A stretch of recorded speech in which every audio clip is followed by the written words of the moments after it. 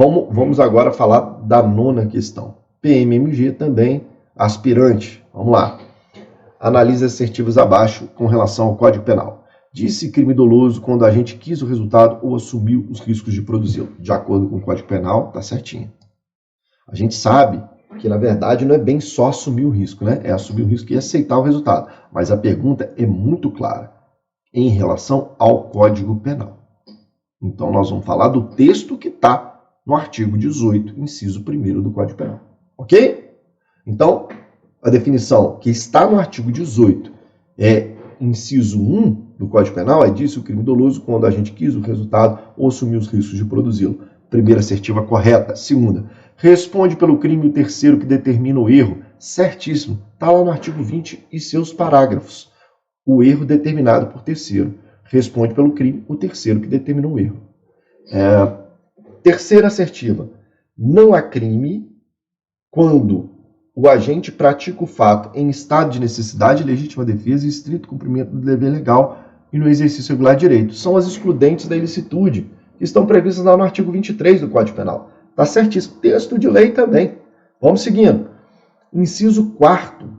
É isento de pena o agente que, por doença mental ou desenvolvimento mental incompleto ou retardado, era, ao tempo da ação ou da omissão, inteiramente incapaz de entender o caráter ilícito do fato, ok?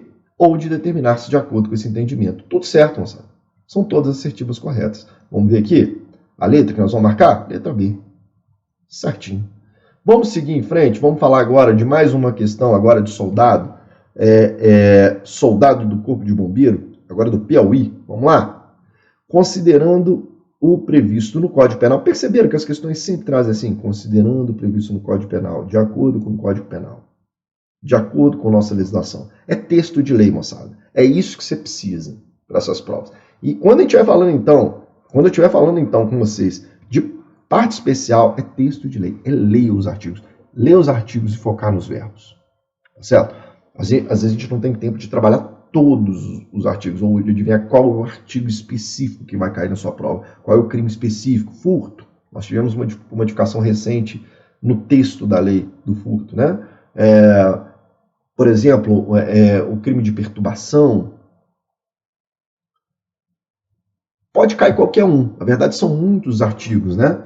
Nós precisaríamos, assim, de 10 vezes mais o horário que vocês estão despendendo para estudar o direito penal, para estudar todos os artigos a fundo. Mas você não precisa estudar eles a fundo. A verdade é essa. O que você precisa é ficar atento ao texto legal. É fácil uma leitura. Leitura tem que fazer de tudo que está no edital. No código, passou o olho, destacou os verbos. Beleza, não vai ter mistério. Ok? Vamos lá, vamos voltar. Vamos para a 10ª e última questão que nós vamos trabalhar, moçada.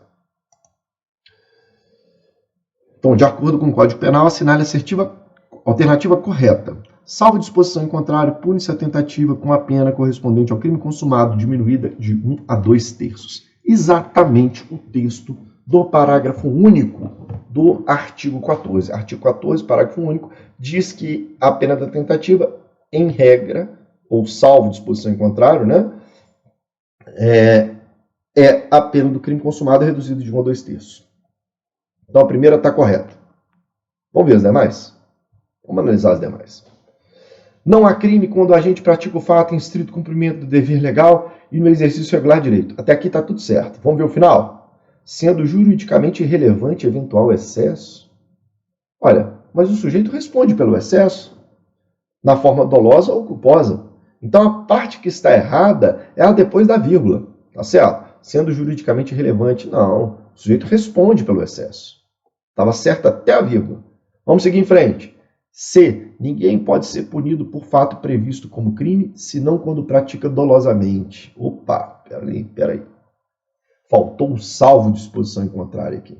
Na verdade, aqui é uma pegadinha muito da maldosa, senhores. Por que é uma pegadinha muito da maldosa? E aí você tem que estar atento.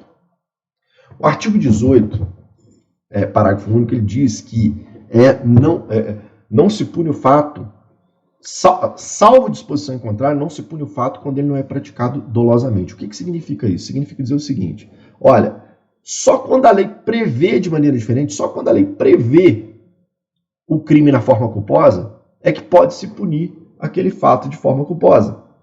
Mas não significa que não existe crime culposo. Claro que existe crime culposo. Existe homicídio culposo, lesão corporal culposa, peculato culposo. Certo? Então, o problema aqui é que quase que replica o texto da lei inteira, mas faltou um pedacinho, faltou um salvo de disposição em contrário para replicar efetivamente o parágrafo único do artigo 18. Certo? Então, em regra, realmente, em regra, não se pune o fato se ele não é praticado dolosamente, salvo disposição em contrário, salvo disposição expressa em contrário. Então, errada a letra C. Letra D. O erro quanto à pessoa contra a qual o crime é praticado é causa de isenção de pena. Claro que não. Claro que não. O erro quanto à pessoa está previsto lá também no artigo 20 e seus parágrafos. E qual é a consequência? Qual é a consequência trazida por esse erro?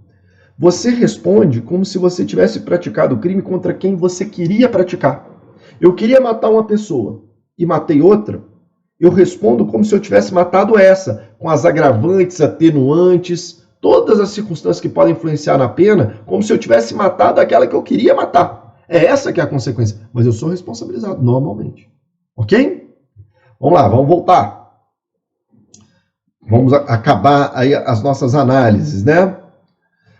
Se o fato é cometido sob coação ou estrita obediência à ordem, mesmo manifestamente ilegal de superior hierárquico, só é punível o autor da coação ou da ordem. Bom, vamos lá. Na verdade, o artigo 22, o que ele traz para nós? O artigo 22, essa daqui está errada por causa desse mesmo manifestamente ilegal, tá? Essa aqui é a parte que está errada. O que diz o artigo 20 do nosso Código 22, desculpa, do nosso Código Penal? O artigo 22, ele traz para nós o seguinte, que o sujeito que age sob coação moral irresistível ou sob obediência de ordem de superior hierárquico, e essa ordem não é manifestamente legal, porque ordem manifestamente legal não se cumpre. E se você cumprir, você arca com as consequências.